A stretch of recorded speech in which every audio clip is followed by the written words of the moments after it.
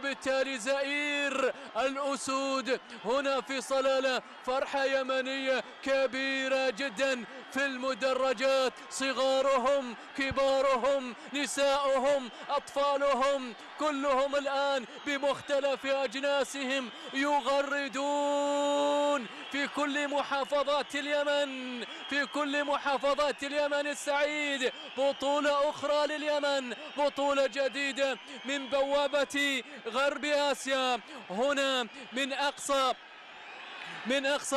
شرق القارة، هنا في جنوب شرقها يتوجون بلقب جديد بفرحة جديدة. أنا سالم السالمي أترككم مع هذه الاحتفالات، لأن بعض الاحتفالات وبعض الصور وبعض المشاهد هي واحدة